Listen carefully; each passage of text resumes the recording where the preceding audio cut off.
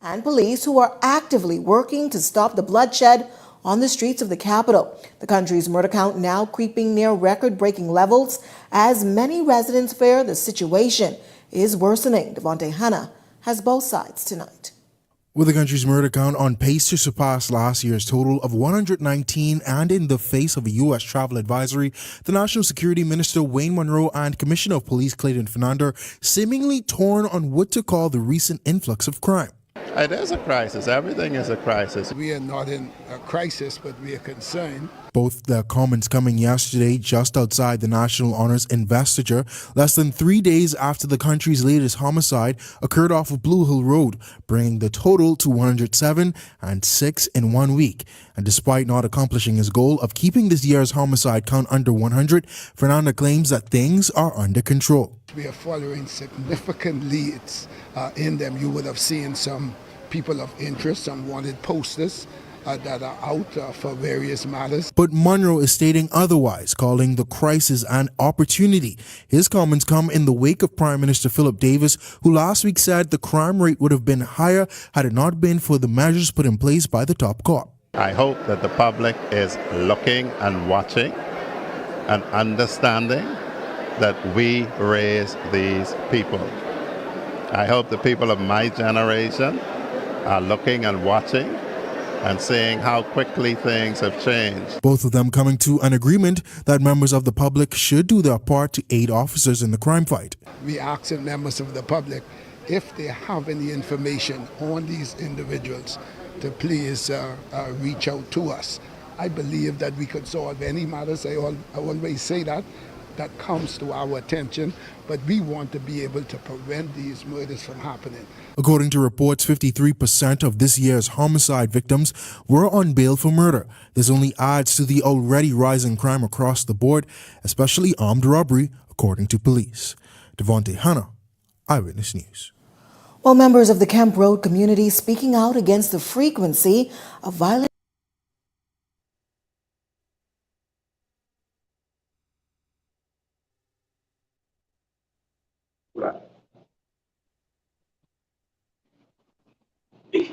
Good night. We are back. Let me know if you guys can hear us. You know, you all are our producers and our executive producers.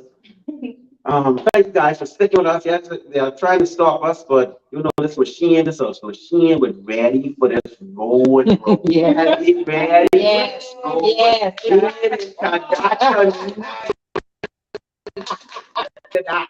They trying to stop us, but they can't block us. No.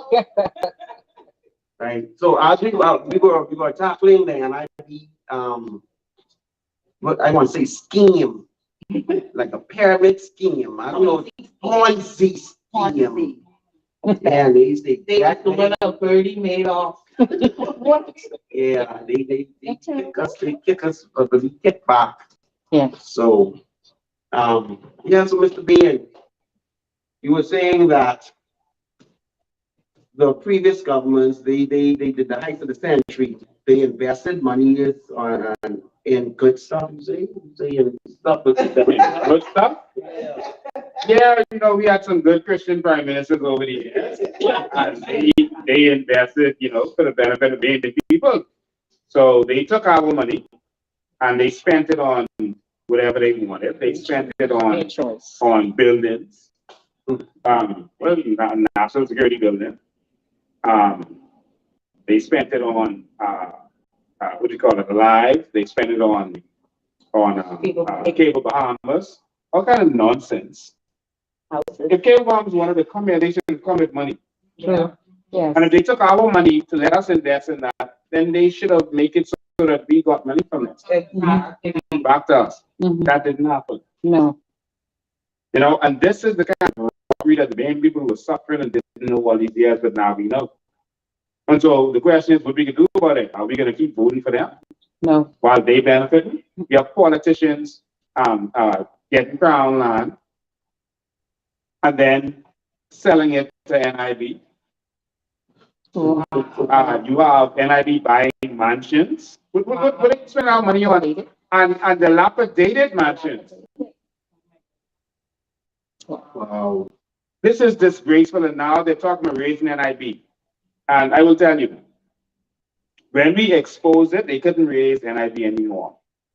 It caused it to be off the table. Well, that's Because they knew people were going to fight against it. So they had to find another Bernie Madoff Ponzi scheme in order to raise it. So what they did is they realized, hold on, we don't have to raise it. All we have to do is raise minimum wage. And automatically, we get more money from NIB. And so what they did was they realized, hold on, we could probably get some new credit from this too if we raise it. Maybe they might beat us up so much. And that's what they did. Another Trojan horse. Yeah, yeah. Wow. Crazy. That is crazy. And only absolute punks will fall for this nonsense.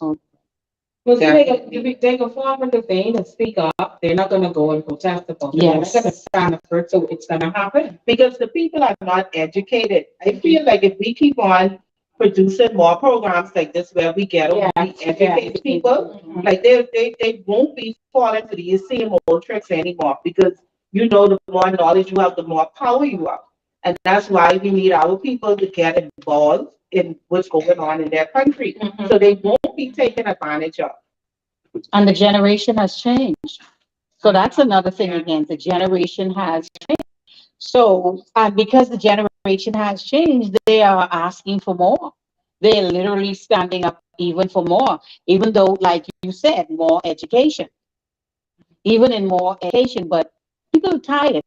Literally, they're tired. And when you reach to that tired limit, then they're going to show them. Because at the end of the day, it's impossible for you to have a speech like what the minister did, excuse me, the prime minister did on last night, and expect for persons to just say, oh, he so care about us. I thought it was an insult because most of what was said really wasn't for us. It had no depth for us. It had no care for us. It was basically them getting themselves together when they get thrown out.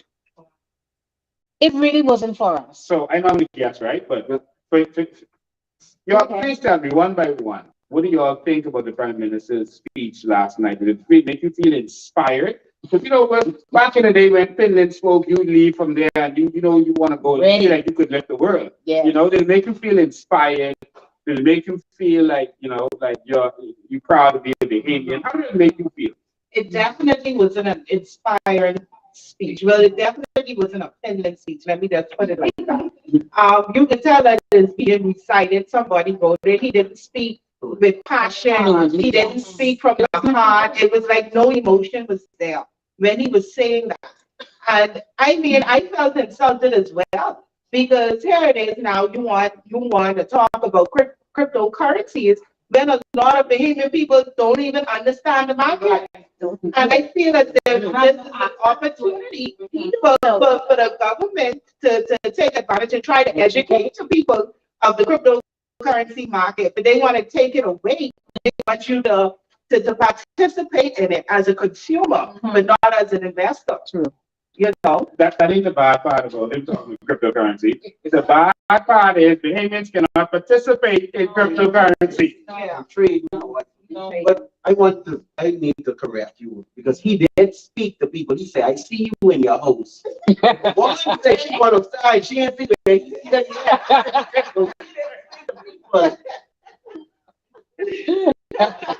but people come Trying to read Mr. Bain. wrong was a wrong window, sir. So Mr. Bean, we downgraded us, right? And there seems to be like crickets about that.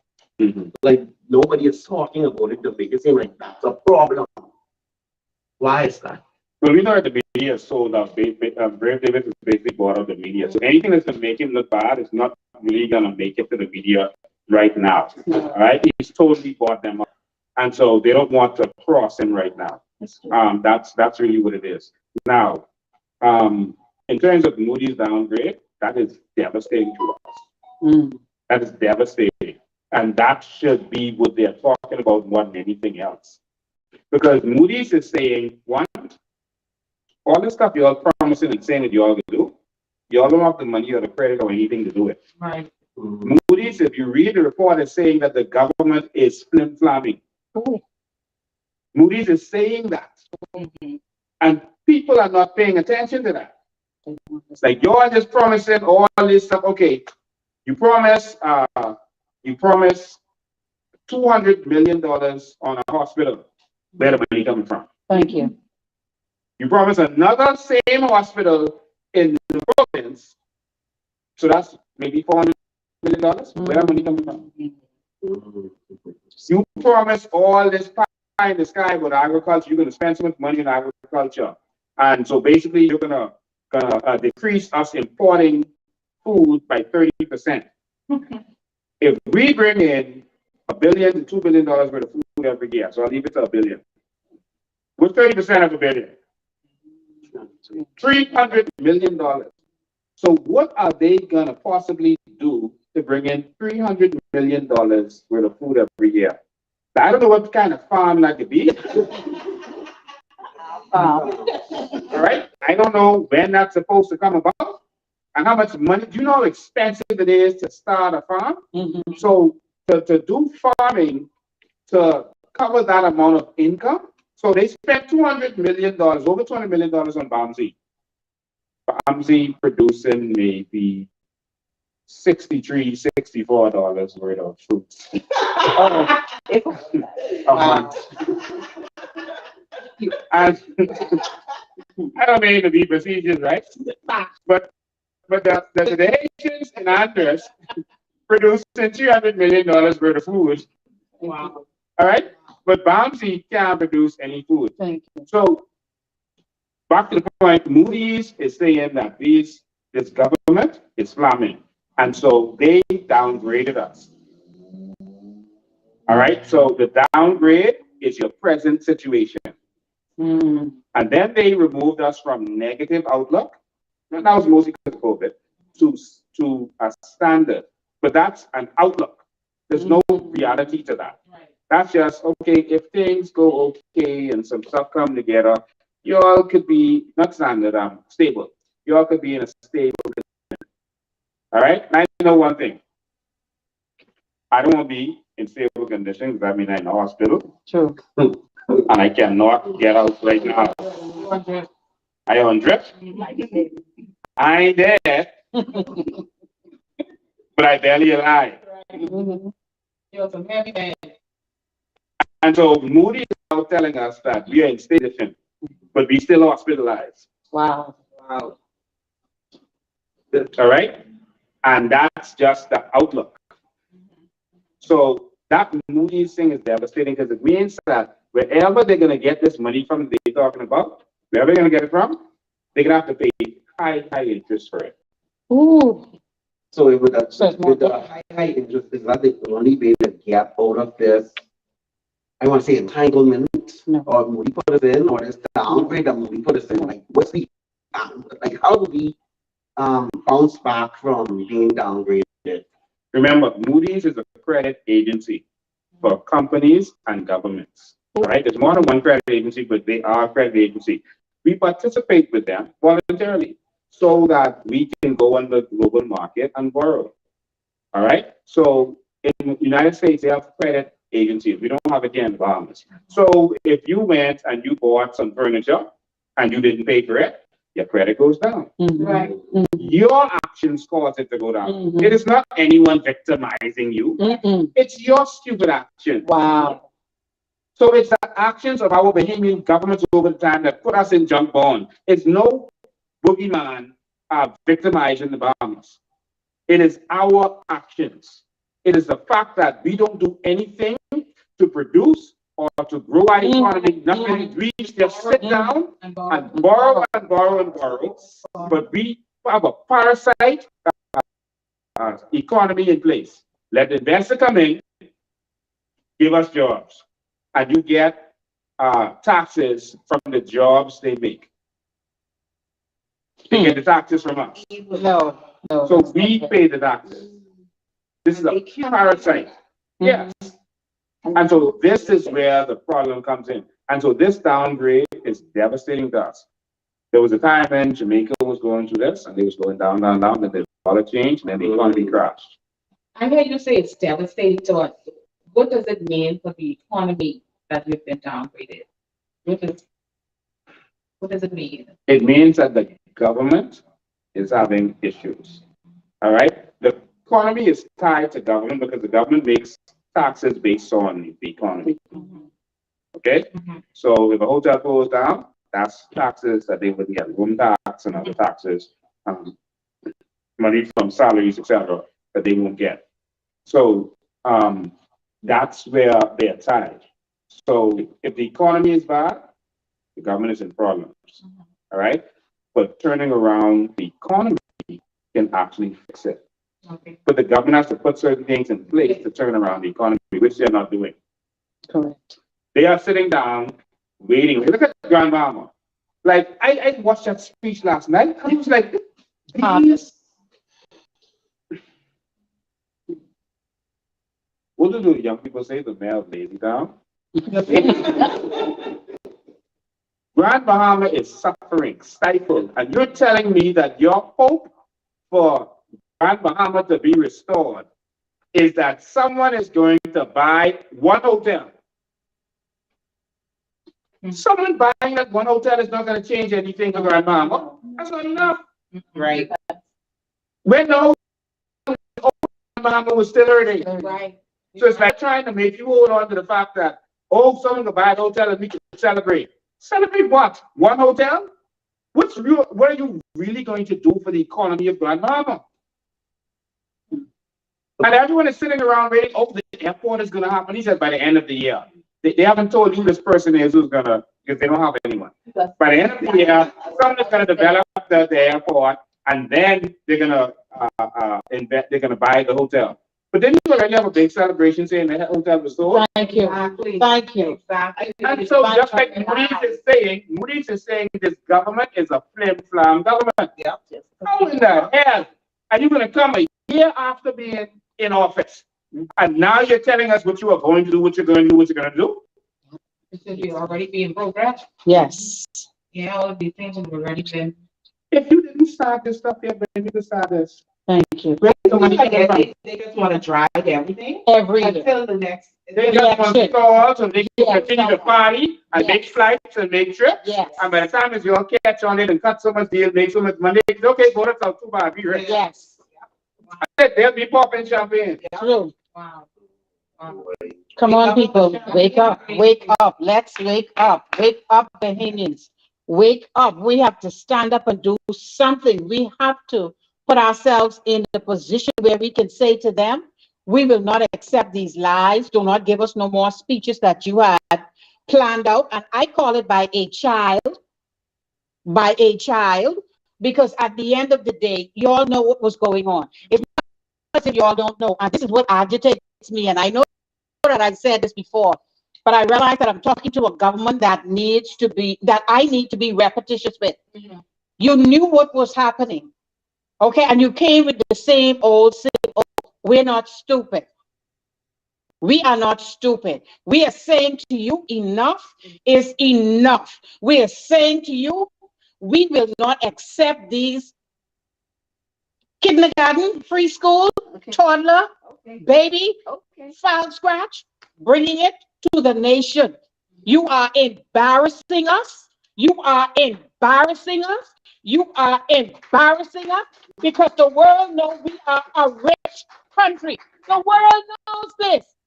So why would you keep making these dumb speeches that have no sound? They have no depth. They carry no weight. So in essence, at the end of the day, get out.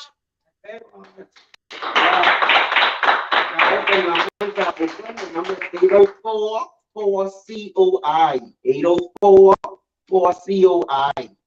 Once we have Mr. Bain here, you know, you guys can call in and get some questions to him. He is a busy man, you know, we always trying to do what's right by the people. So whilst he's You've given us for 15 minutes you have busy time, so you know, you want to be chill and you want to call and get some I just want to add one more thing to the Moody situation because I was asked how can we get out of this? It's very simple. If your bills is more than your income, you have to increase your income. But we do nothing to increase our income. Thank you. Okay? And so we need to diversify and find alternative streams of income as a country. Yeah. Because if you have car loan, house loan, and a vacation loan you took the other day, and your bills are $1,000 a month, but you're only making $800 a month, you have a deficit. And every single year, the government has a deficit. Every year from I was a human being. Sure. That's the norm. They have a deficit. So at some point, that was a pretty long time. That's a 30 years. 40? No? Okay. You can say goodbye. 35. So at some point, one of our governments should have said, we have to find a way to increase our revenue without taxing the people. Right. Because when you increase taxes, you destroy the economy and you slow down the economy. Think about this. When you want to make the economy move, it's the same as when your business is doing bad. Let's say you have a clothing store, business bad. What are you going to do? You're going to have a sale. You reduce prices. So the government reduces taxes like they do in the States. They reduce interest rates, reduce taxes, the economy takes off. If they want to slow down the economy, they raise taxes and increase interest rates. So what do? We say the government doing bad, let's increase taxes on the people. They break the people's back and they cause you to have to shop less. Yeah. So what did just happen after that? All of a sudden, look at the shopping carts. Yeah. You can't have 3 carts no more. You got no downsides to the basket. $260 can't even pull a trolley. That $260 cannot buy you a week's worth of groceries. No, that's true. Let alone all your other bills. They're not thinking for the Bain people. No. $260 can't buy your grocery. But they don't care. They have no plan for the future. There's going to be spiraling repercussions that's going to come out of this. And you're going to start to see it by summer next year, because it's really starting in January. You're going to start to see how everything is affected. Jobs are going to be lost. Because small businesses got to find people. I'm not paying you an extra. I got 4 staff. That's an extra $200 a month for each of them. But the government didn't do anything to reduce taxes. If you increase wages, you can reduce taxes. Yes. Exactly. Because now, if you increase wages, people are going to be able to buy more things in the food store. And so now you can reduce that. Because you're going to get the same revenue if you reduce it by that amount. But they ain't going to do that. And then that would stop the inflation, and that would stop everything that you see, everything that you're going to see about to happen. But these people have no vision. True. And so all of us are going to suffer because of it. They want to make more VAT money. They want to make more NIB money and all this kind of stuff. But it's going to slow down the economy so much, it's going to hurt in the long run. So in Lehman represent a policy of state. No. We are going to end that. Yes. The Coalition of Independence will end that. That will be gone. And so the way, I still didn't answer the question. The way to end all of this is we have to benefit from our natural resources. Yes. We have to. There are no personal taxes in Dubai, in Qatar, in Kuwait, in Norway. There's no personal taxes. Their economy does not depend on taxes being done. They benefit from their natural resources. They give it to their people. Businesses are taxed, but not individuals. But that was the plan. 13, but for persons who were making over $100,000.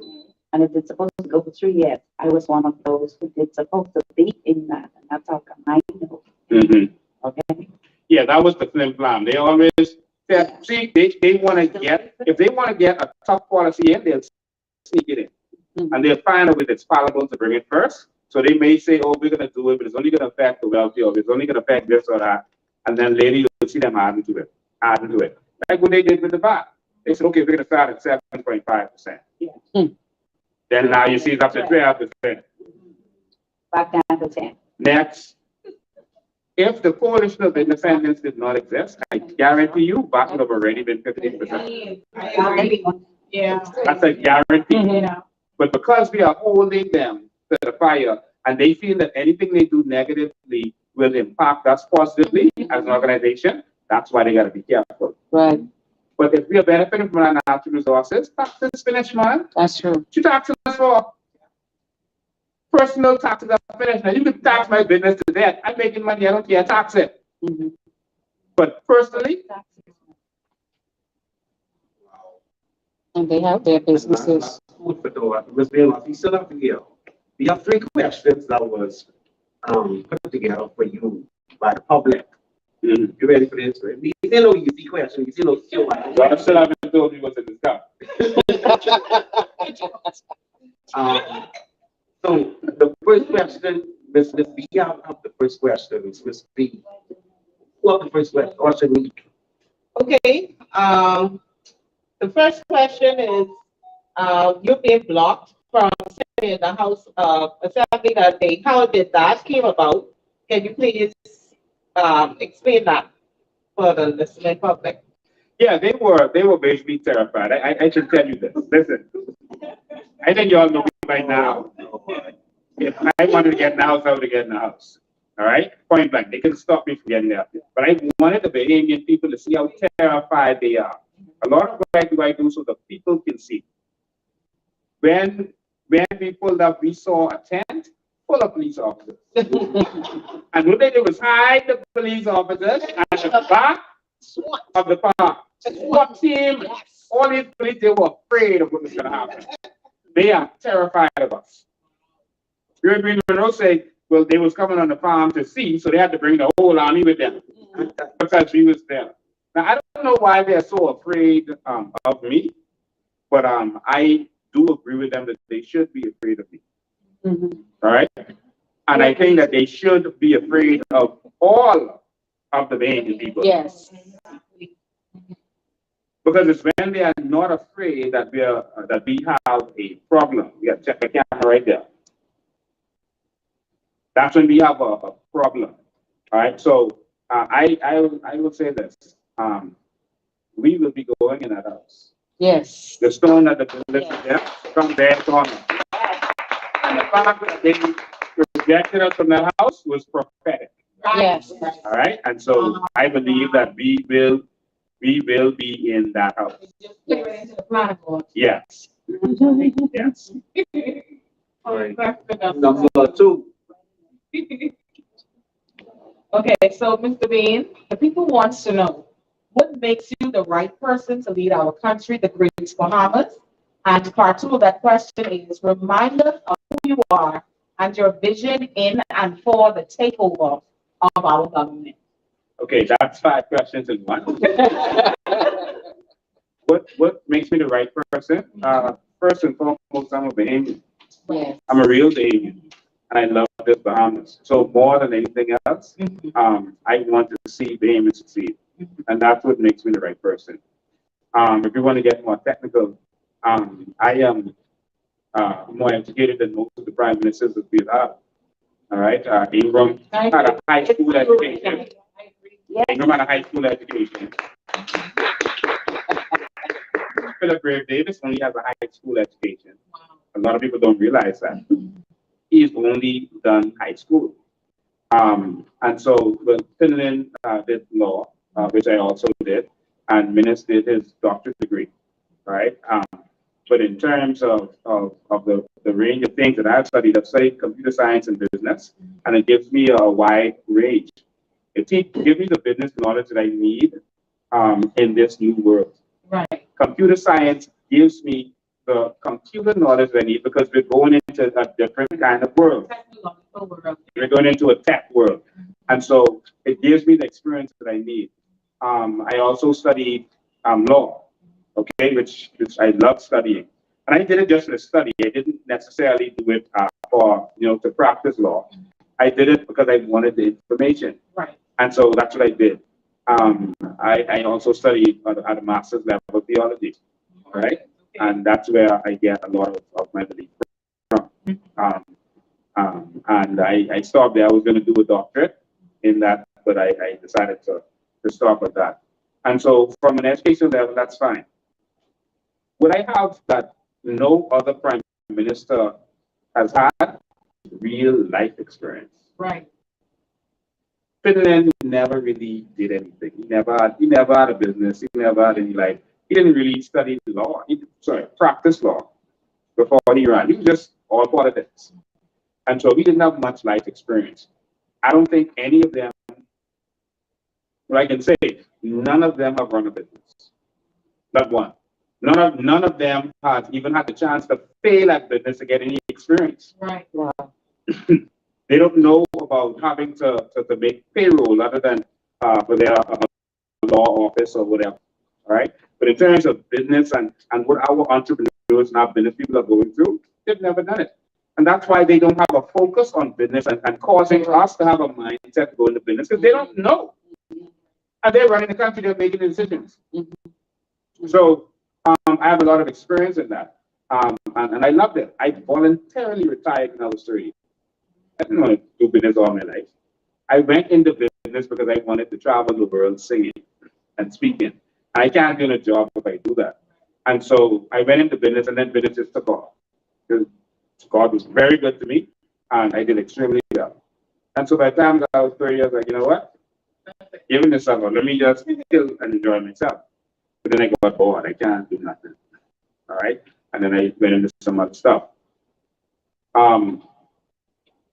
What qualifies me is that not only have I done business, I've done business around the world.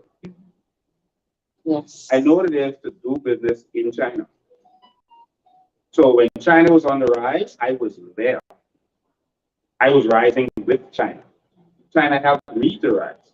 And I watched China go where they're going. I did business in other parts of the Caribbean, Barbados, etc. Stuff that they read about Google, I've done. I know, I have experience. I know Jamaica, I know Barbados. I know all of these countries that we will be working with. I know Haiti, first time. I know the United States and Canada. And I'm talking about from a business level. Not going to these places to vacation. Okay? I know Israel. So I've done a lot. I have a lot of experience. And that's why when I speak fluently because this is life for me. Right. This isn't something that I have to go and read and study. You ask me any question about any area in the world right now, and I can tell you from life experience what I know. And so that's the difference. That's why I don't have to hide. I don't need a teleprompter.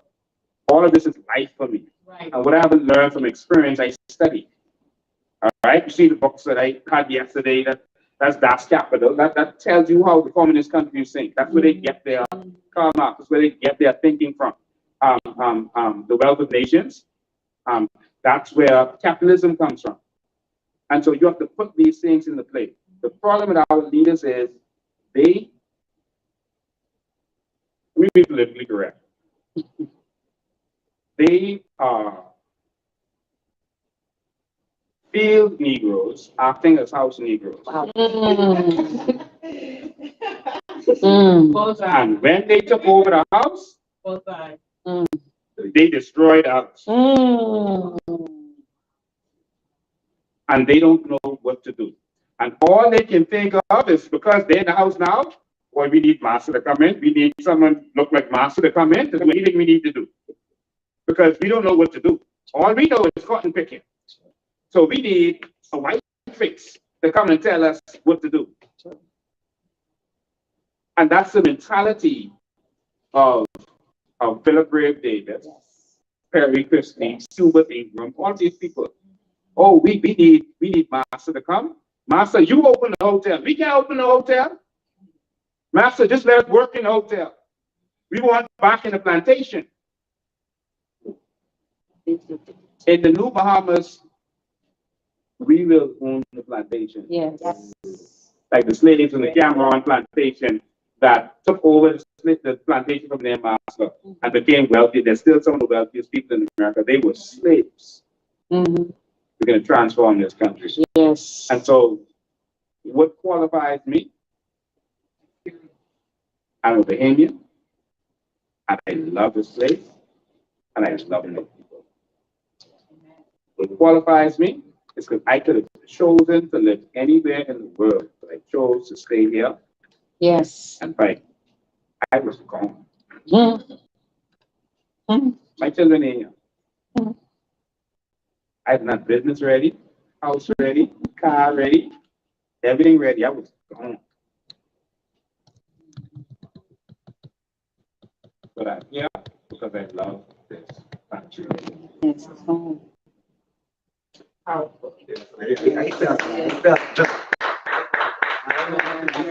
Yes, 3 questions. Now, this one, this final question, just again, it's going to be easy question. We want the truth. We want to see the raw side.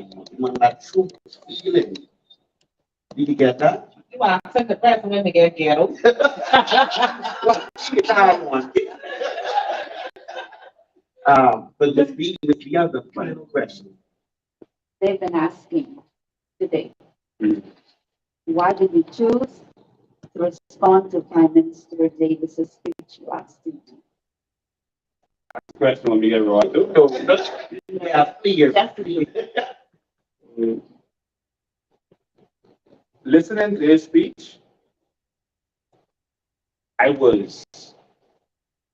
ran through a gamut of emotions, but most of them were negative emotions. I'm so angry to hear the things that they're insulting us with. Yes. Yes. They know that this is a new generation of Bahamians. Mm-hmm. They know that. So if you know that we are a new generation of Bahamians, why are you still coming to us with this nonsense? I don't know. It's like you really think that we are nothing. To still come with the same nonsense. Okay, when you started a year ago, you came and told us what you was going to do. You didn't do it. And the ideas they now coming with, instead of coming with the things that was in their blueprint or whatever they call it, all they talking about is things that they hear COI saying. Yeah. None of which was in their blueprint. That's true. So it's like, oh, we never have a plan anyway. We just did a blueprint just to say we did a blueprint. And we don't have a plan, so let's just do whatever the COI is saying because everyone's listening to them.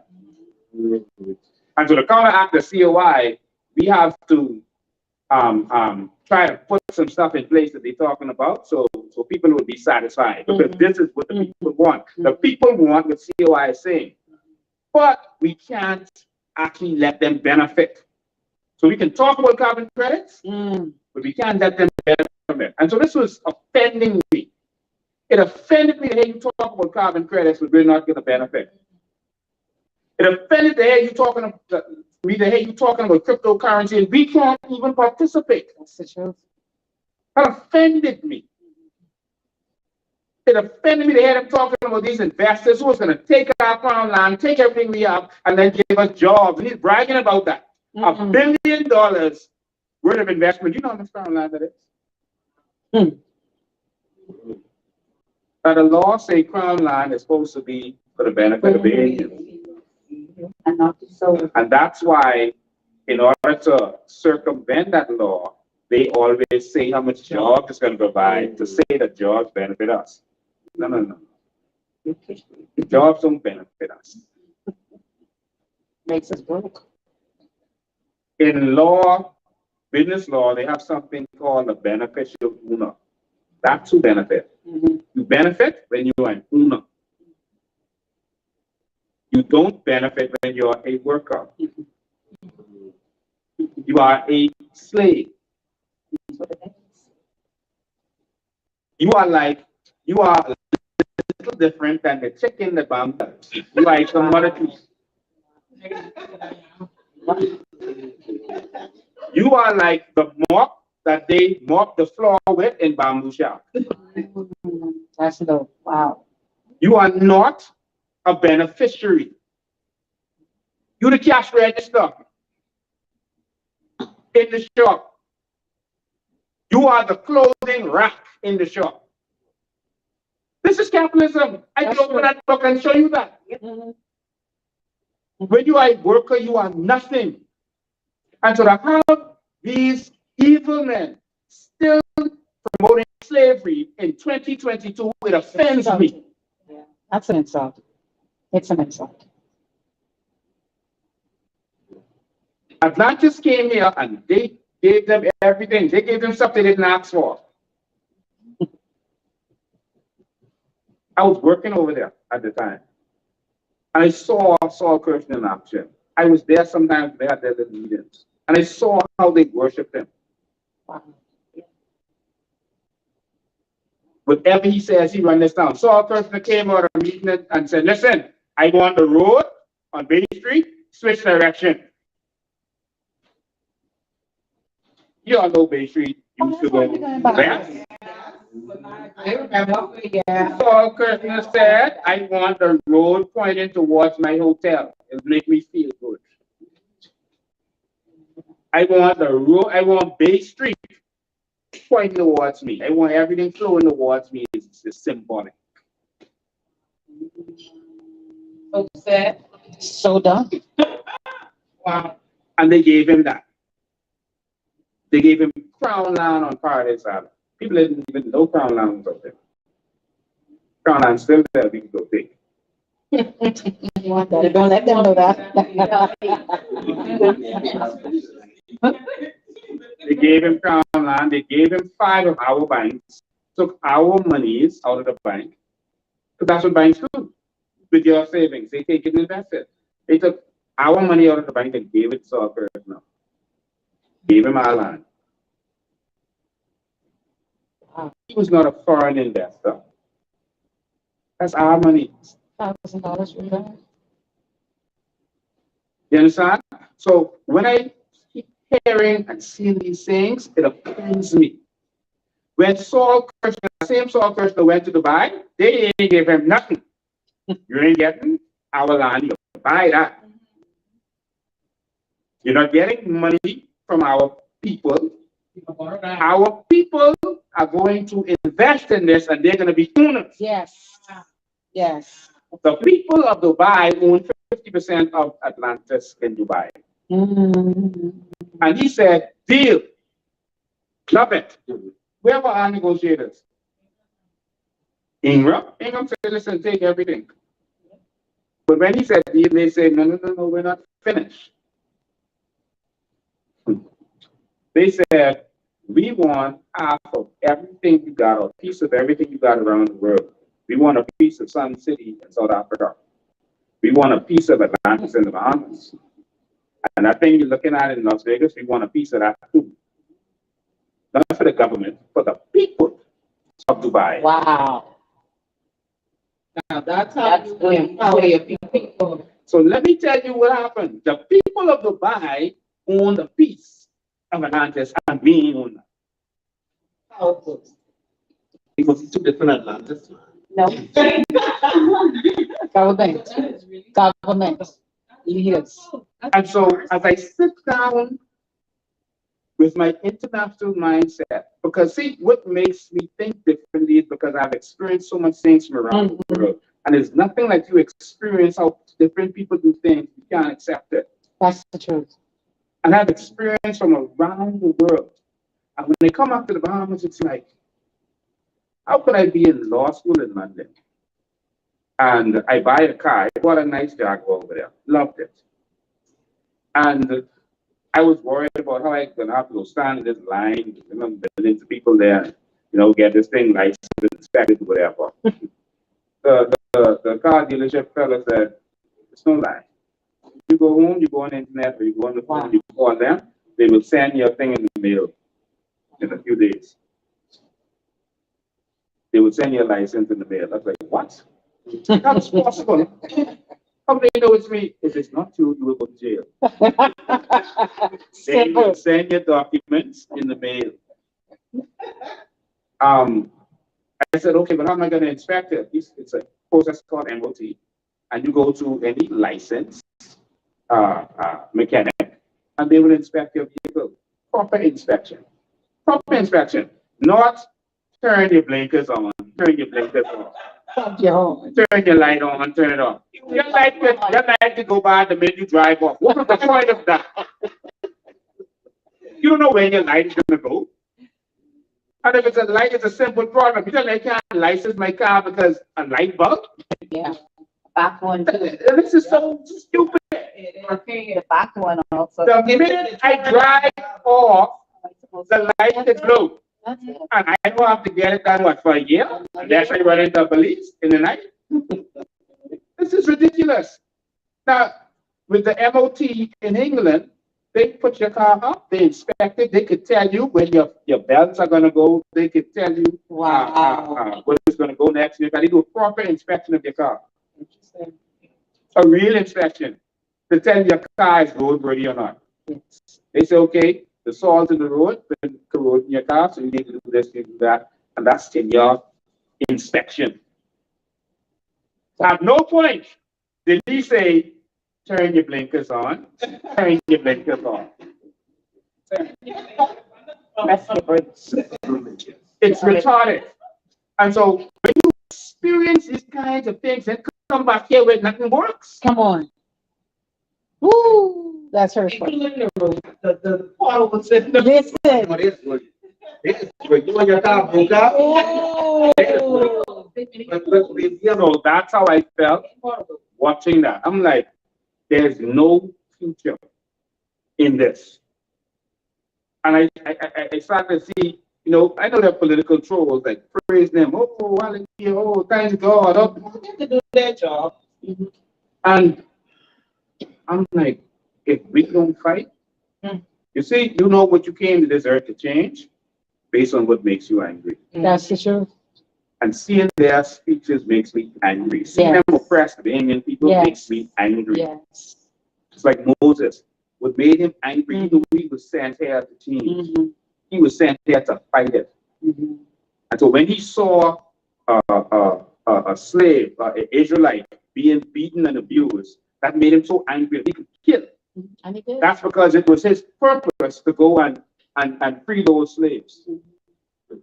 And so when I see Bahamians oppressed, it makes me angry and I have to fight. I can't turn away. Yes. Because I believe it is my purpose to come and free the Bahamian people and take us into the next Bahamas. That's what drives That's me. the truth. That's the truth. That's Jesus went in the temple because he came to break that temple system. And it made him angry seeing what he saw. And it caused sweet Jesus who say, turn the other cheek and be meek and mild. It made him angry because that is his purpose. To break that system. What makes you sad? You were saying that change. And that's why even though Jesus knew he was going to raise Lazarus from the dead, he came to him and said Lazarus was dead, he wept. Shortest verse in the Bible, so people don't understand why he wept. That don't even make sense. It was his intention to go there and raise him from the dead. But because that is what drives him. That's what he came here to change. He came here to fight death. It made him weep. Something new. And so I know I'm not the only Bahamian who is angry right now. I know I'm not the only Bahamian who is sad right now. And so when I sit down and watch these people who are raping and robbing the Bahamian people and listening to them and hearing them, it makes me angry and it makes me sad.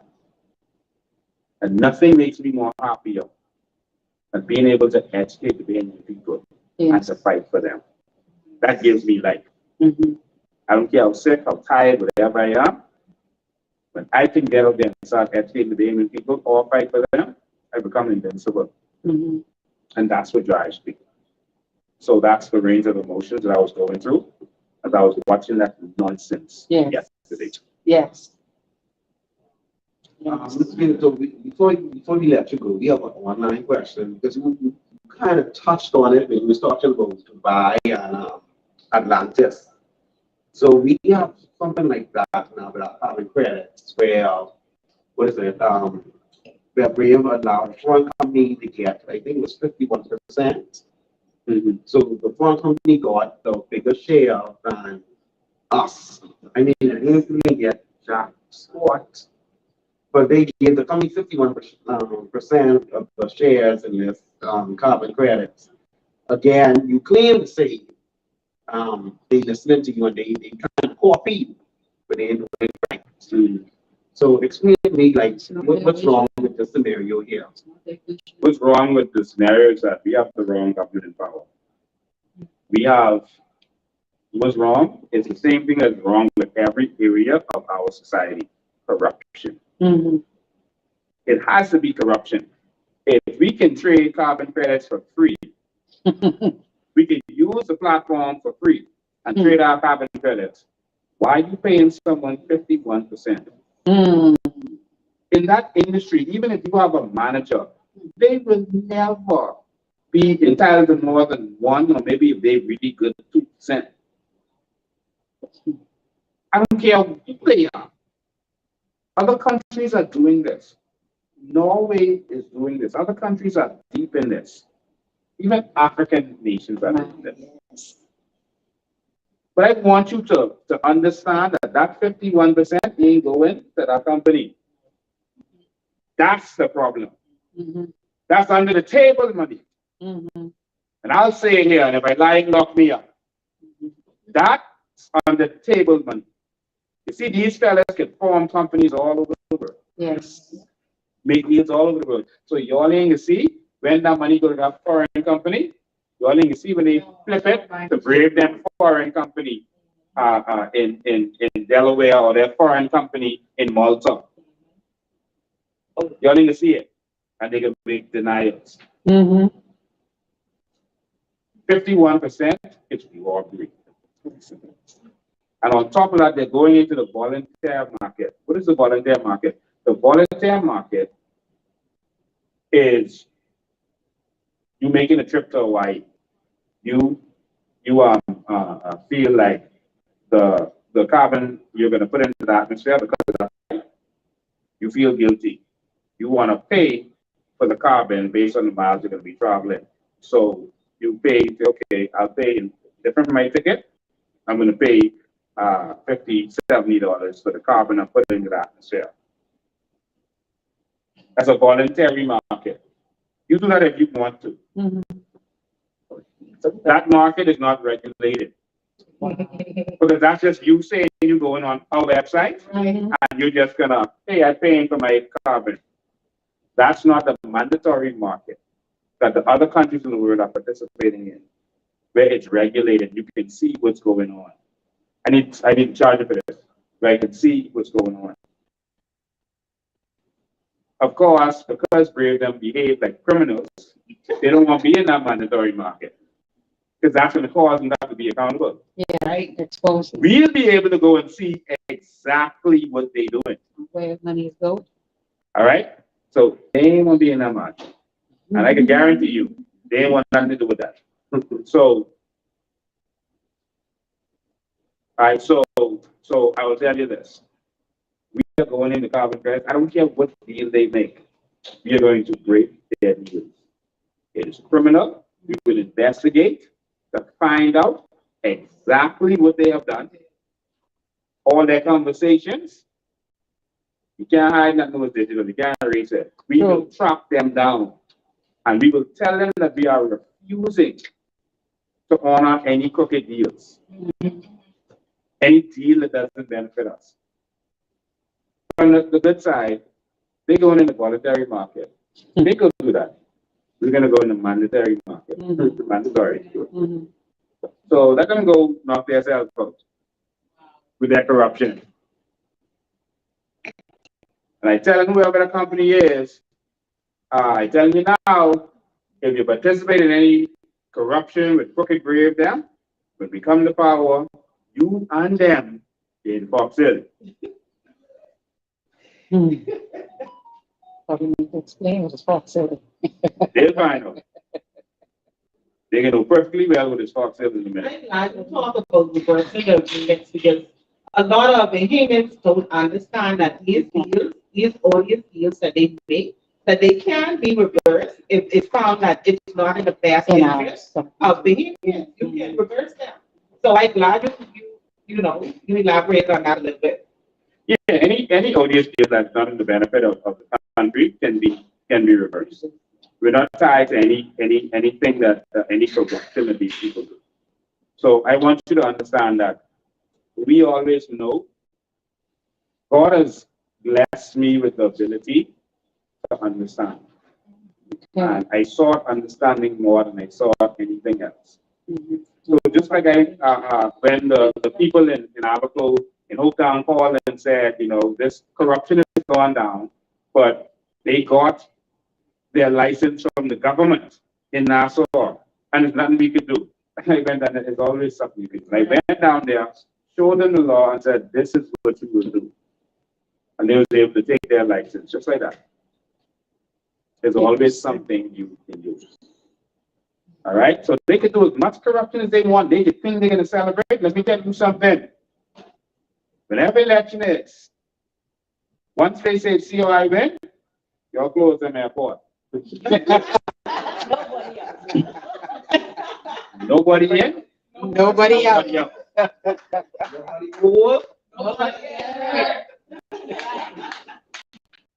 And if somehow they realize they're losing and they escape, we will interpose. We gonna get you. Them. That's what China does. Oh, trust me, I got We'll find officers on our side ready. Yep. You gotta worry about that. The police We will officers who find support what we are doing. And we will track them down. We will go for them wherever they hide. We'll find you.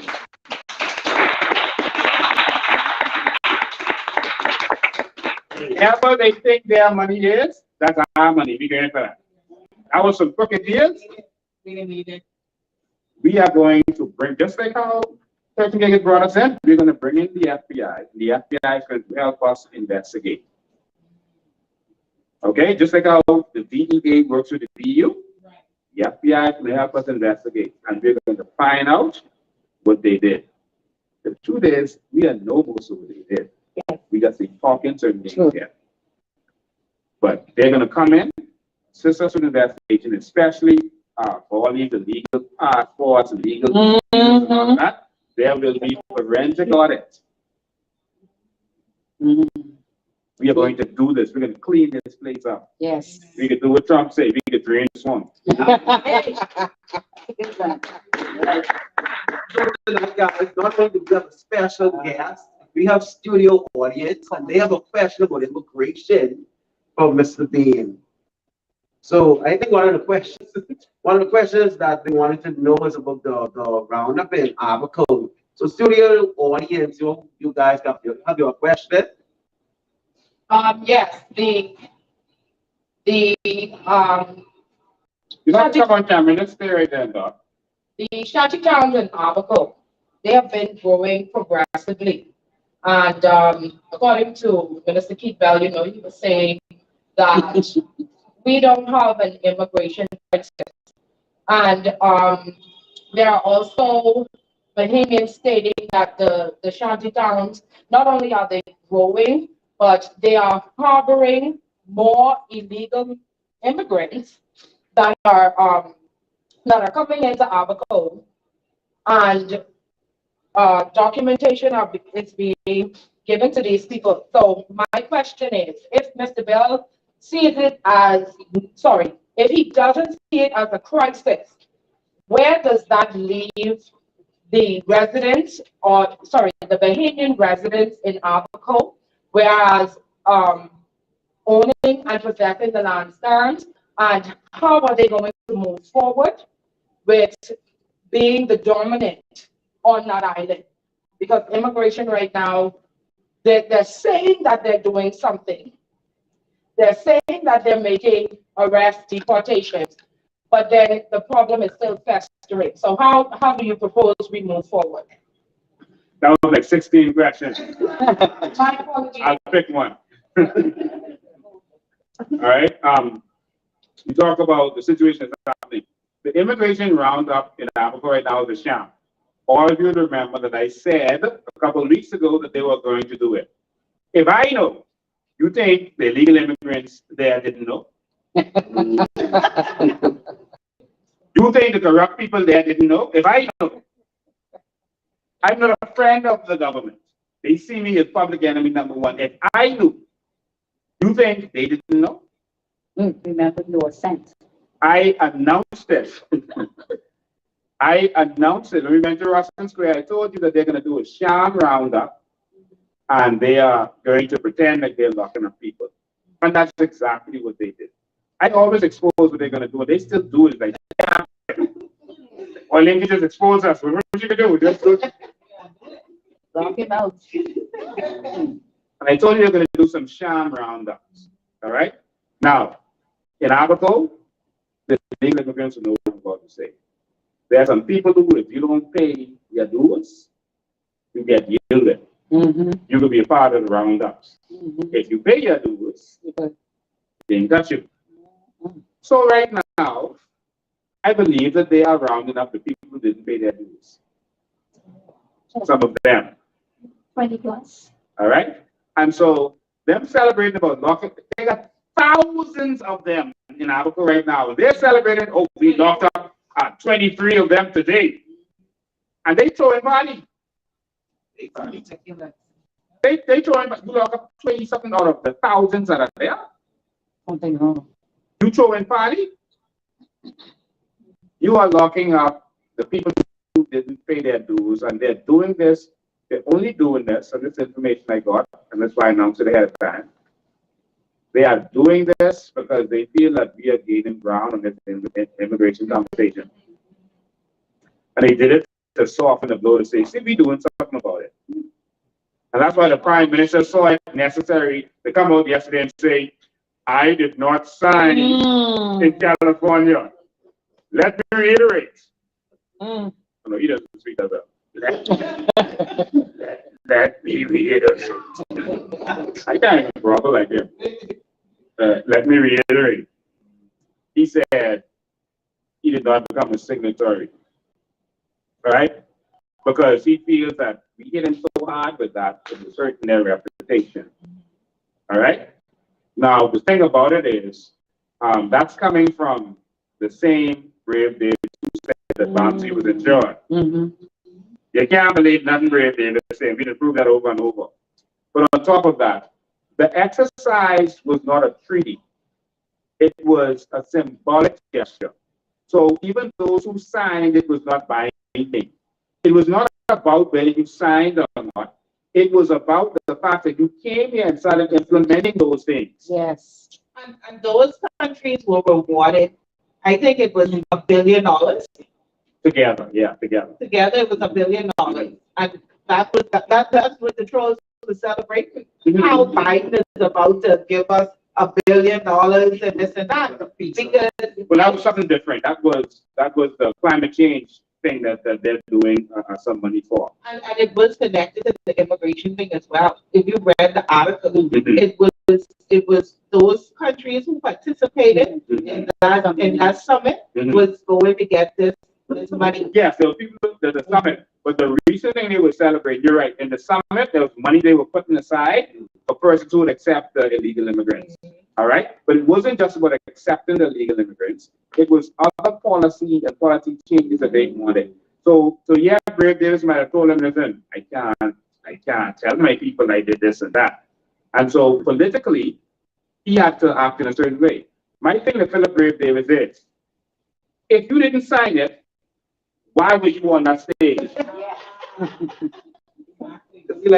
No one else who didn't sign it was on that stage. Are you saying that you was having another senior moment like you had with Prince Charles when you rubbed the king down?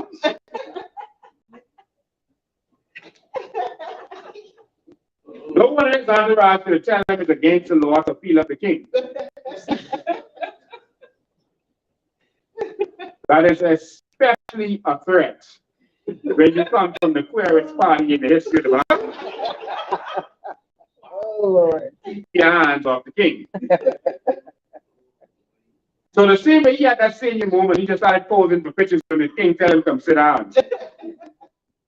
He is now saying that he had another senior moment and he went on the stage with the people who signed. I heard him talking, but these are the people who signed on. And he just stand there and smile. Listen, listen.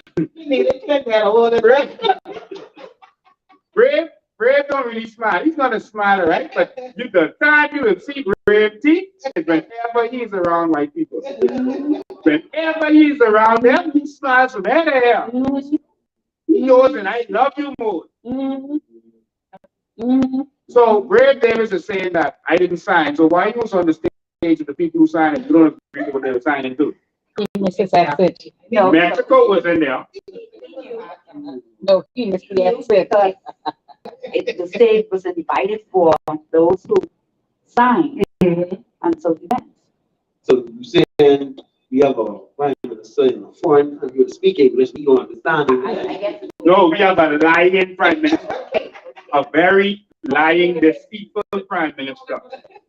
The one who said, when Bamsi burned down, don't worry about it, Bamsi's insured. no insurance. No lapse. We have a lying prime minister. And so the issue isn't whether you actually sign on that ceremonial agreement. Because none of them, even the ones who signed, is bound to it. The fact is, you came back home and you started changing what you call the illegal immigrants. Yeah. Because that's what they decided there. Right. You started calling them irregular migrants. You started ignoring their presence in this Bahamas. You stopped repatriating them. I hear they talking some nonsense about they repatriated 2,800. Oh, Or 23. we need to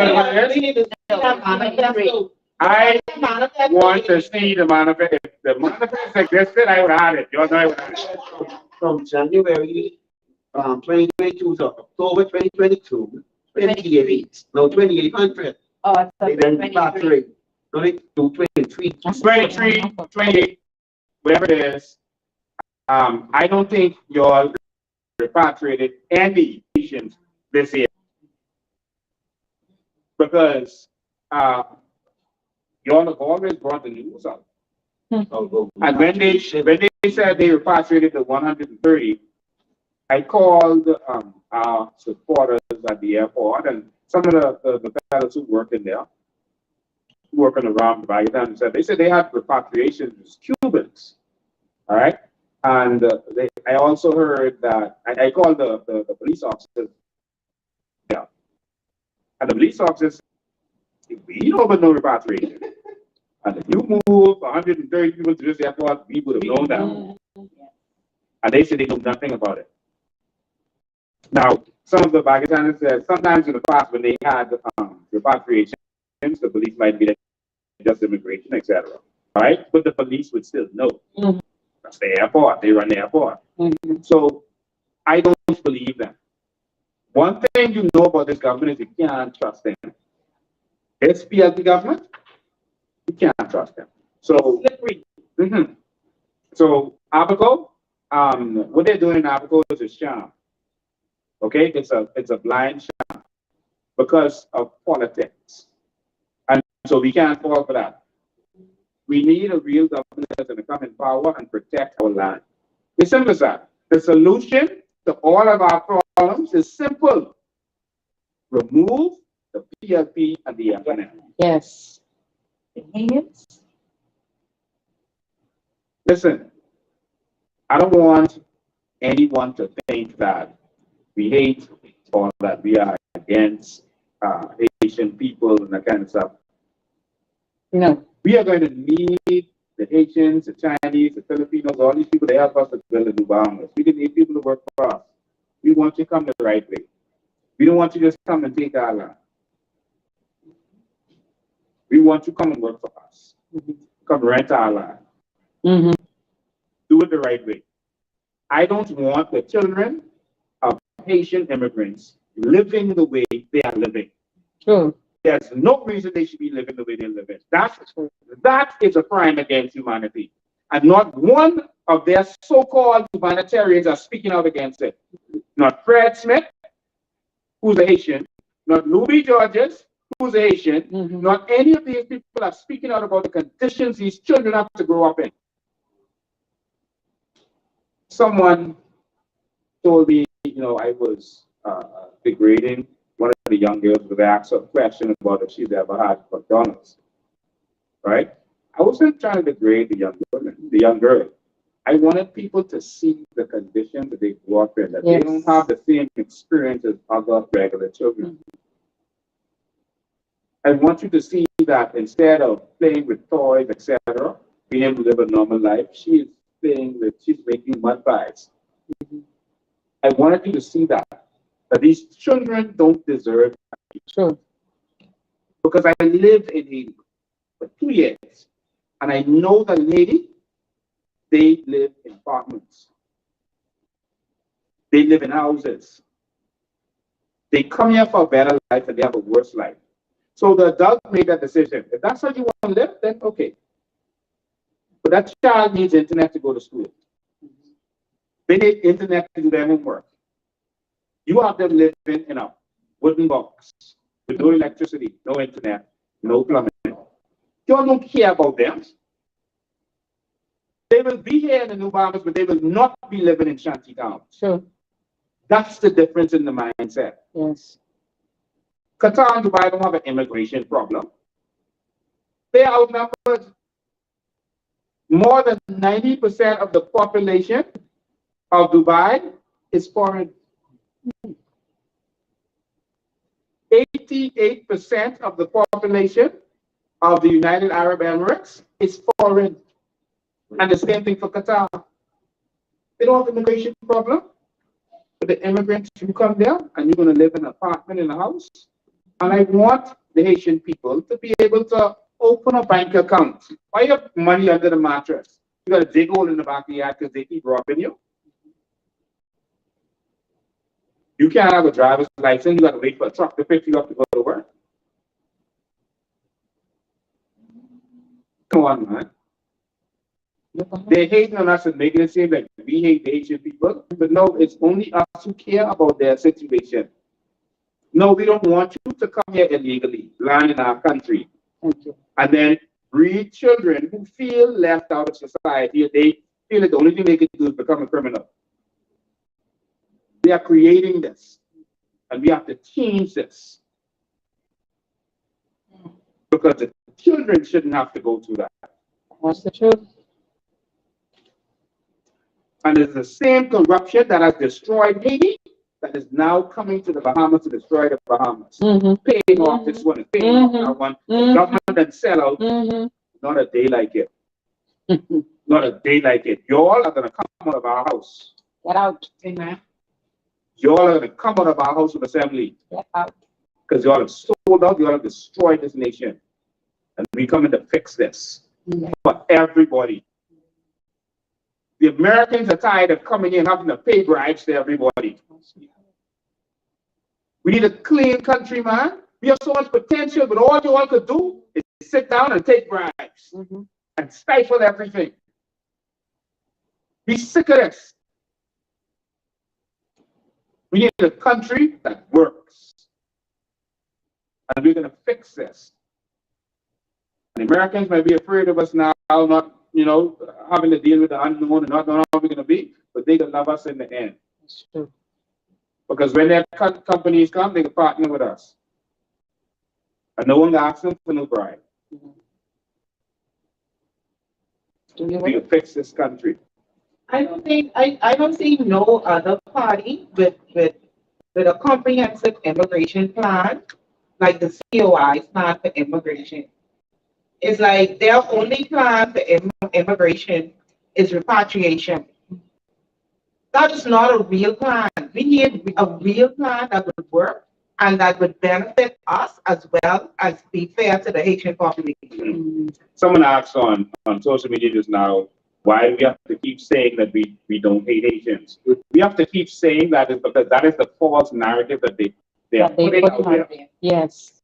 Because a lot of Haitians don't speak English, so they only know what we, Mm-hmm. and then they'll take sound bites of us saying how we're going to defend our country and saying how we're going to fix this and saying how we're going to protect our borders, and then they tell them, oh, they hate you.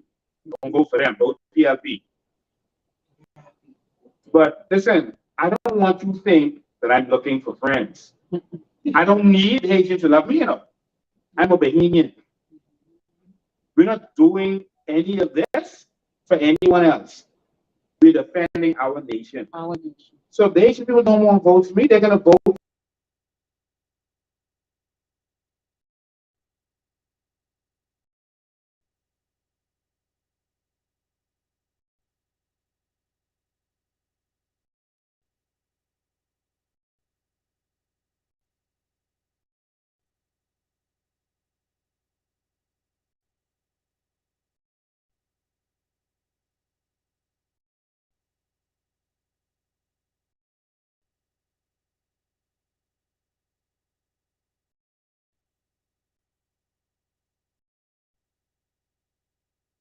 Most of them have illegal documents.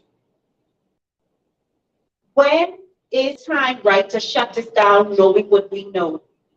No. Let me tell you how we're going to deal with this, all right? As long as the government is in power, there's only two ways to deal with this. You hit the streets and you get them out. All right? Will they do that? We don't know. Bahamians aren't the type to stand up. Bahamians are afraid of victimization. Bahamians ain't gonna take a day off from work. They need that money. They only make it 210.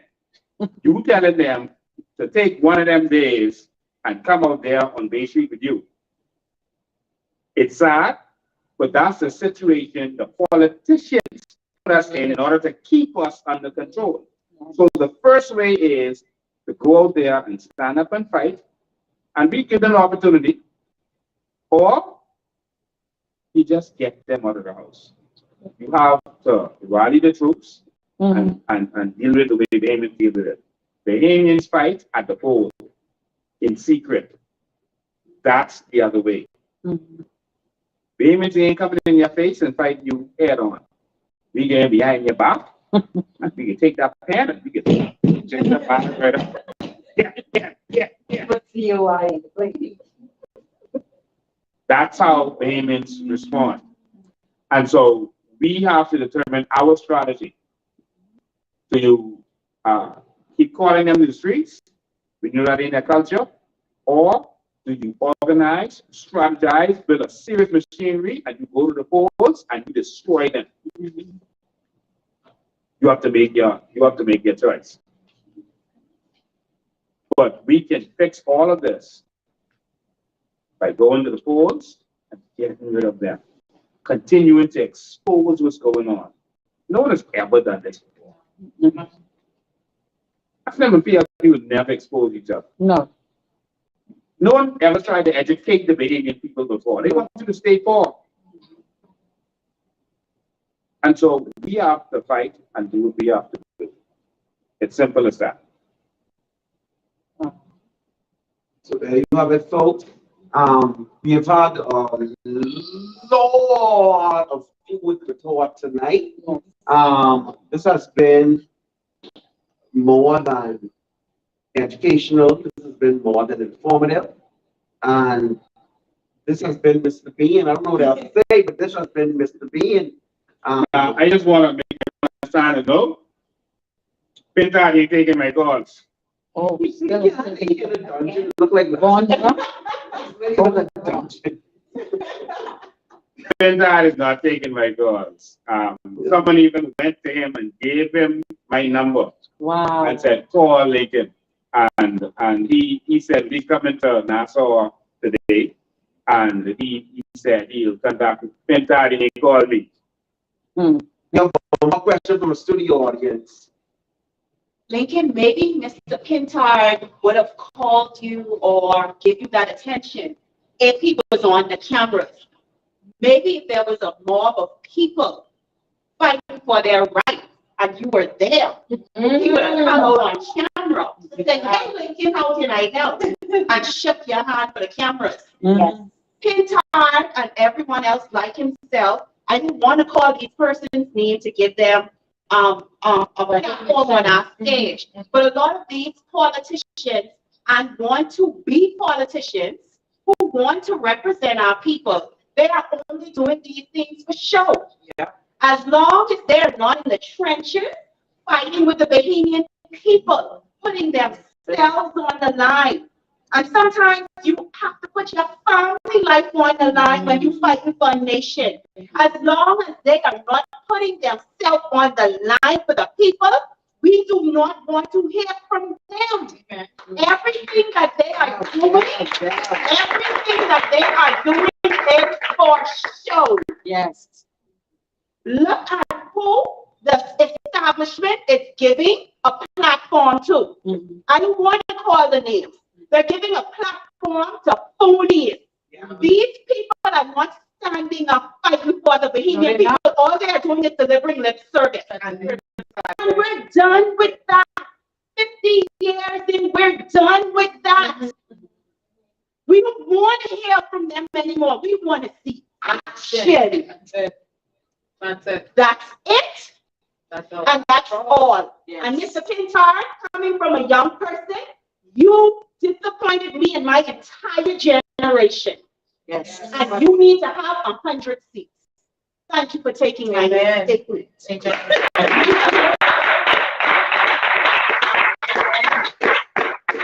Well, as you can see, the Bain public are not interested in Pintard and anything he has to say. No. They're getting no traction. No one is listening to them because they have no right to speak on anything right now. You know, I heard Pintard respond. Someone told me he went live while, I was live last night. All right. And so he had, 25 people, paying attention. And Okay. 3 of them phones on their face. You saw 13? Okay. Probably got it. 13. Okay, so he had a full 13 people out there watching him. But he was talking and saying nothing. Nothing. And it's because he doesn't have the credibility to say anything. He was a part of the destruction of this country. Yes. Over the last several years. I heard him talking about agriculture at a press conference they had this morning. Oh, that's maybe where they had 25. Right? At a press conference this morning, talking about agriculture. He was the minister of agriculture and did nothing for agriculture.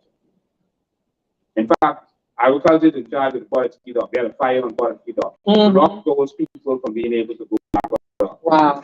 Because Brent Simon and them want to take over the whole dog. He blocked them.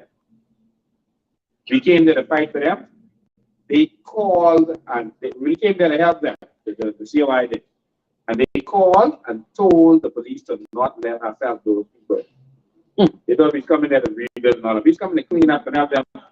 And the police came to me and said, Lincoln, you wouldn't believe that Pintard Permanent Secretary, whoever it was, called and said, don't let y'all help these people. You think I just come to tell you that? And I gone. I told them to come deal with it themselves. And then they sent the senior officer from Central Station at a quality dog to come down there and deal with it. And then they said, Lincoln, there's nothing wrong with what you're doing. To support you. Help these people, yeah? Common sense. This is what politicians do to us. And this is why we fight. Those stalls are still not built back. That's the truth. That's the truth. We gotta fight. We gotta fight. We gotta fight. This is where they have to just stop smiling in their faces all the time and wanting to, have them come in front of you. And every time they would come in front of you, there's a camera. You know, I really want a camera to be pushed in my face with any one of them. I pray for that. Bain in this country are hurting so bad. Yes. You know, every week we take the time to give out, you know, help people and assist people. We don't put it on social media. So I don't think we should degrade people like that. No, people are hurting. Groceries, we give people money, we help people, you know. There was a young man on social media this week, and he was saying he had to eat for 4 days and he was ready to commit suicide. So I told him, just so I'll come to you tomorrow and I'll bring you some food. And I went to him, I didn't bring the food, but I just took him money for him and for someone else who was in the house, you know, and he was like, it touched him because people started to like ridicule him. Right.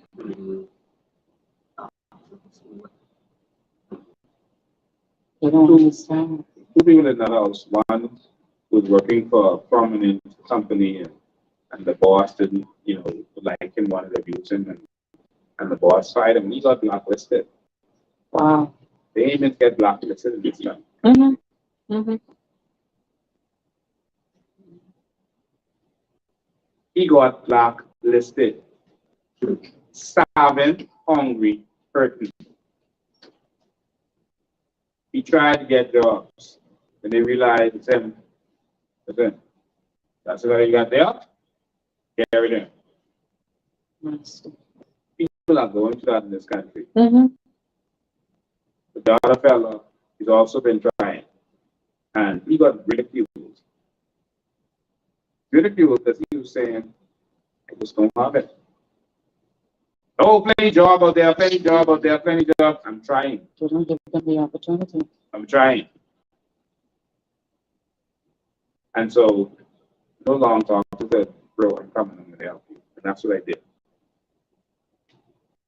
We're going to be, probably by this weekend, I know we are a member of our organization, so I'm going to see what time that's happening.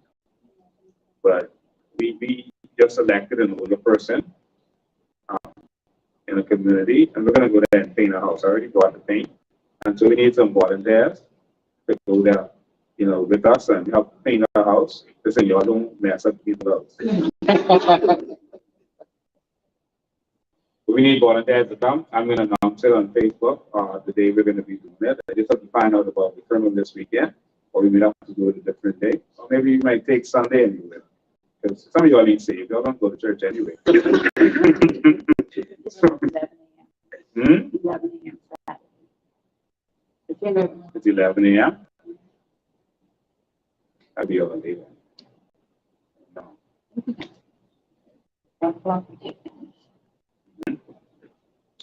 So you could go there. I think it'll be safe to go there at 2 o'clock, 3. Yeah, because I'm gonna be at the evening turn up. 3 o'clock, we're gonna go to an elderly couple to them who not well. The house hasn't been painted in a long time, and we're gonna go paint their house. I didn't buy the paint. We painted white and something. I don't know what the something is. I didn't buy the white. So I wanted the old lady. I wanted the old lady to tell me what the other color is. She might say black. I don't know. It was white and red before. White and black. Yeah, but she ain't no helping them no more. There you go. No, I don't know. I don't know who she is. There's just someone who need help, and we're gonna continue to do stuff like this. But I've already bought the paint and stuff. So if you'd like to assist, please let us know, and we're gonna be there. So I'm gonna put it in our WhatsApp groups so that we could get organized. Get us ready for Christmas. We'll get back up on those people and see if we could get them straight to Christmas. Christmas 2 months away. We're gonna get them.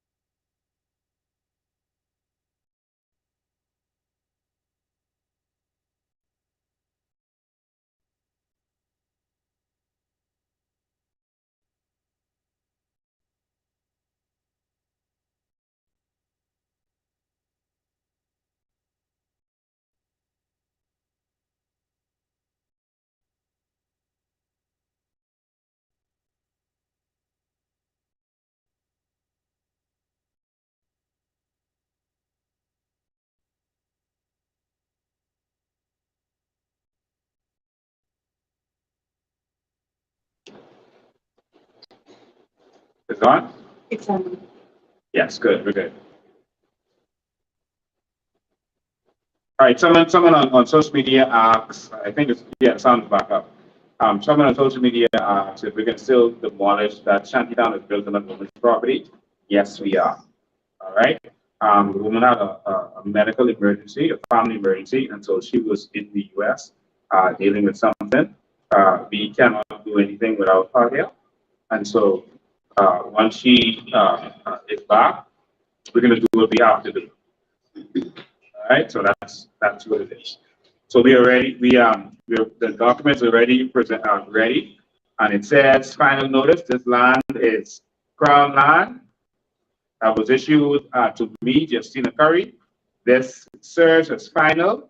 Sorry, this serves as official and final notice that all persons occupying this land must cease and desist and vacate within 30 days.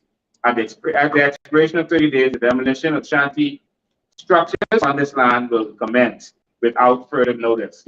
Signed, Justina Curry. And so, yes, we tearing it down. It's our land. And no one is coming to take our land. No one is coming to disrespect Bahamians and an elderly lady who built this country. Cannot disrespect her and say the things that they said to her, laugh at her, demean her, and just take her land. Not in this country. Because let me tell you something. No Bahamian will be able to do that to Bahamian. Amen. So y'all ain't doing that here. And so when we go there, I'm going to invite y'all. We're going to go first. We're going to post notices on every one of them doors. And so we're going to invite our militia out. And we're going to invite our concerned Bahamians out. We're going to go there and we're going to post on all of their doors. They're going to have their chance to move their stuff. And then we're going to come back with bulldozers and we're going to remove all of those homes. Yes. What is this? In our And once those homes are demolished, don't come back. So unlike them, we are going to come back after the short commercial break. And we just want to thank Mr. Bain for giving us some of his time tonight. When we do return, you're going to hear from the voice of some of our panelists tonight, and you'll see them in a few.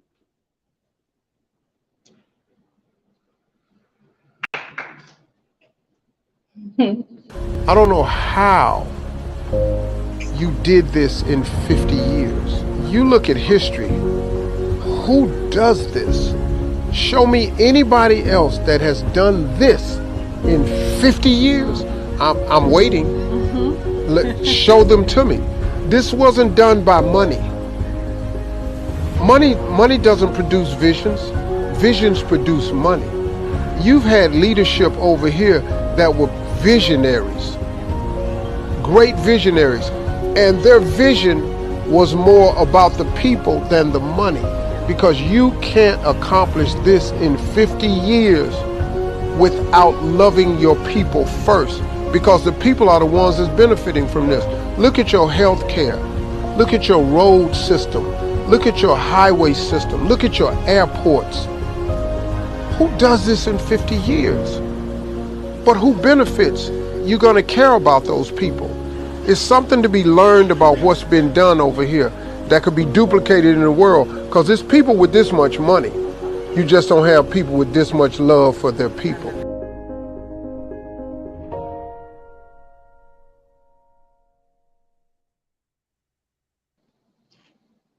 And we are back.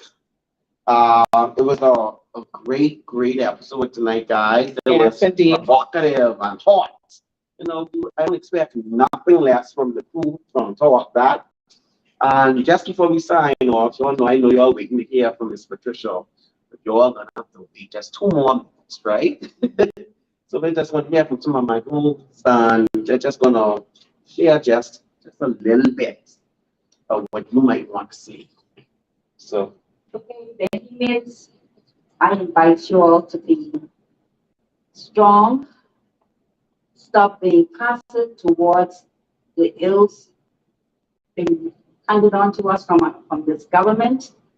You know, they need to stop, we need to stop actually politicalizing the, what we want to, how we choose these people because they only treat us in a low manner. I say to you, $260 per week, over $100,000 per year. You chose. You made the choice. Now we got to change that. Amen.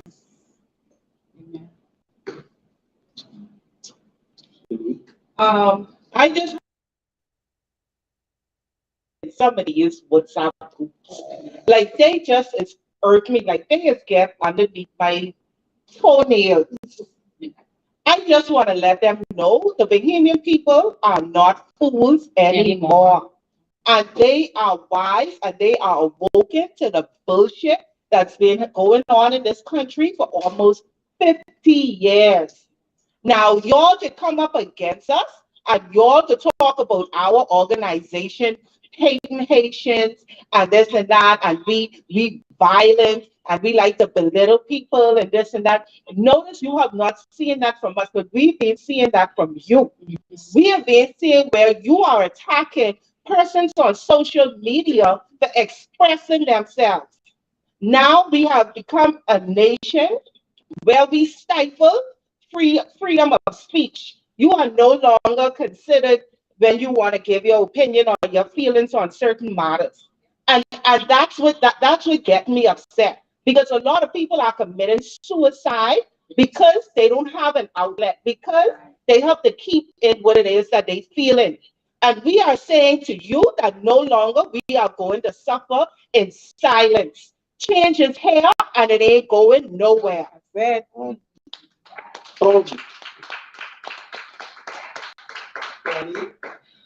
my appeal is to the women of this country. You know, we have the heart and the air of the men. They say men rule the world, but no, women rule the world. And to the single women of this country as well, you have to, if you don't want better for yourself, want better for your children. If you don't want a future for yourself, want it for your children, it's time for us to stand up. We have to stop being afraid, stop being passive. We have to be the voice of the voiceless. Our children, they cannot vote. They cannot come into the media and speak their minds. We have to do it for them. So we continue to sit back and let this government rape and rob us. What is going to be left for our children? What future are we preparing for our children? I'm a mother, and nobody can tell me I'm not a good mother. I will do any and anything for my children. I would murder for my children. Okay. Anybody, I don't care who you is. If you come up against my children and you in the wrong, you can die, right? So why are we allowing this government to murder our children's future? Yes. Why are we doing it? It is time for the women of this country to rise up. Because once we rise up, the men behind us will rise up too. We have to do it. Amen. Amen. My fear is just for everybody over here. You know, I don't know sign language, but I know you all know this sign language over here in class.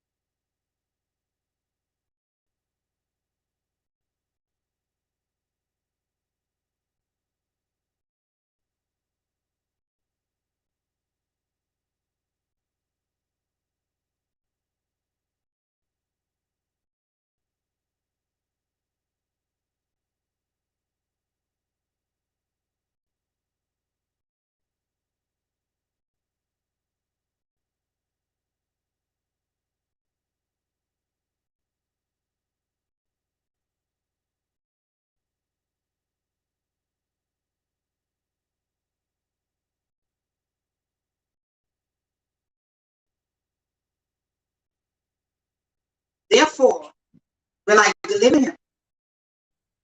I will set him on high because he had known my name. My name, God's name. Okay? God has names. Whatever you're going through, guess what? You can call on him. If you need protection, if you need what I would call a warrior, call on Jehovah. He will fight for you. So it shows that we cannot live our lives without God. If you need, and I say this because I have been living this.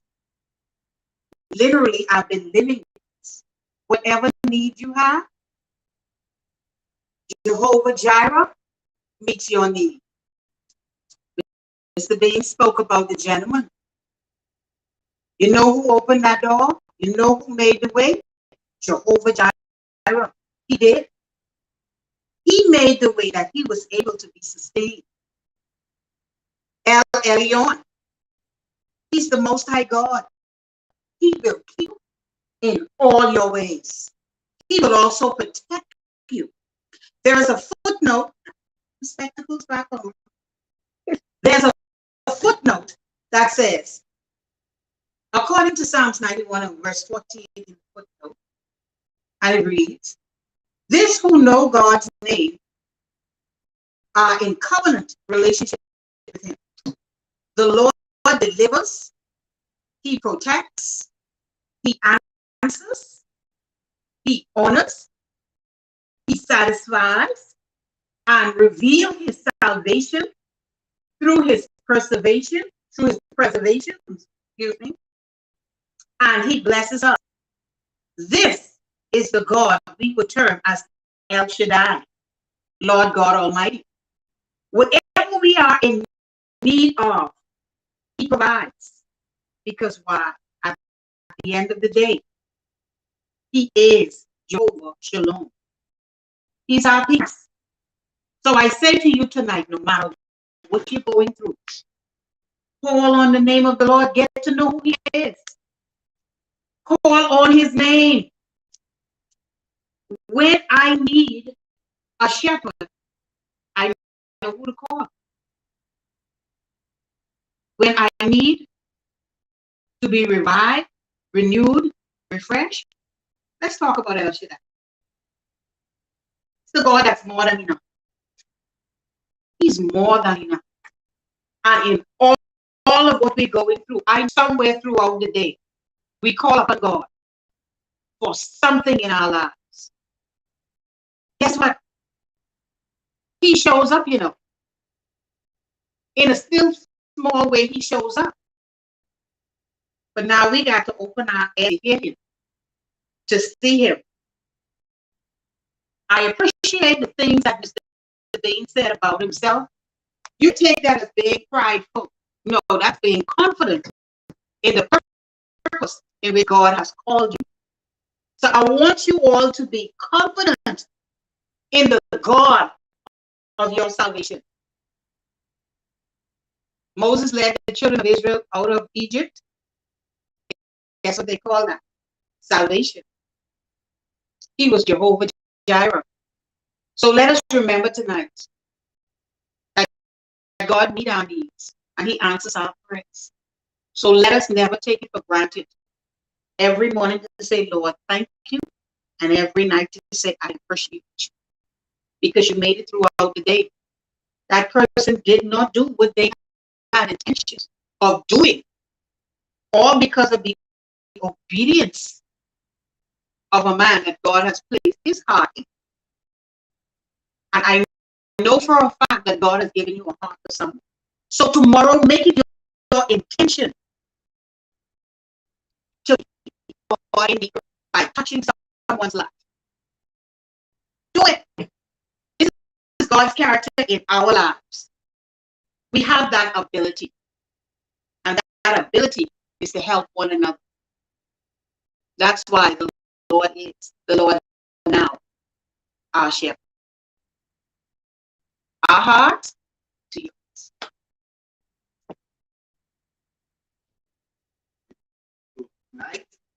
From us, you are. All that.